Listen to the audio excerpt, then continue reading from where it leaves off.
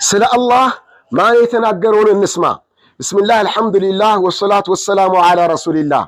በአንድ ወቅት ሱፊያን ቢን አብድላህ አልሰቀፊ የተባለ ሰሐቢ ነቢያችንን ሰለላሁ ዐለይሂ ወሰለም መጥቶ እንዲህ ይላቸዋል፣ ቁል ሊ ፊል ኢስላሚ ቀውለን ላ አስአሉ ዐንሁ አሐደን ገይረክ፣ ከእርሶ በስተቀር ማንንም ማያስጠይቀኝ የሆነ አንድ ነገር ስለ እስላም ይንገሩኝ አላቸው። እሳቸውም እንዲህ ብሎ መለሱለት፣ ቁል አመንቱ ቢላሂ ሱመ እስተቂም፣ በአላህ አምኛለሁ በል ከዛ በዚህ እምነትህ ጽና አሉት። ሙስሊም የዘገቡት ሐዲስ ነው።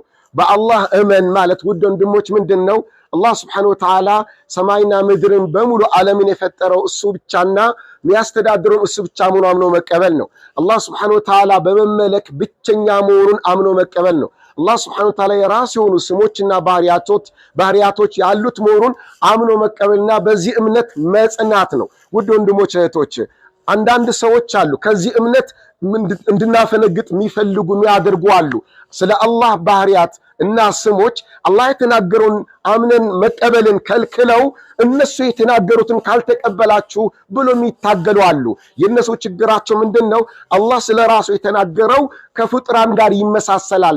ነብዩ ስለ አላህ የተናገሩት ከፍጡራን ጋር ይመሳሰላል። ስለዚህ አላህ ስለ ራሱ የተናገረውን ትተህ ነብዩ ስለ አላህ የተናገሩትን ትተህ እነከሌትና እከሌት ስለ አላህ የተናገሩትን ተቀበል ይላሉ። እንዲማ ከሆነ የአላህን ከተውኩኝ በአላህ አላመንኩኝም፣ የሰዎችን ከተቀበልኩኝ በሰው ነው ያመንኩት ማለት ነው። እንዲህ አይደለም መሆን ያለበት አላህ ስብሐነሁ ወተዓላ ስለ ራሱ የተናገረውን ነብዩ ሙሐመድ ሰለላሁ ዐለይሂ ወሰለም ስለ አላህ የተናገሩትን ከምንም ጋር ሳናመሳስል አምነን የምንቀበል ከሆነ ነው አመን የሚባለው። ይህ እምነት ደግሞ ጽናት ይፈልጋል። እስተቂም አሉት። አቅልን መነሻ አድርገው ፍልስፍናን መነሻ አድርገው ይህን እምነትን የሚፈታተኑ ሰዎች ይመጣሉ።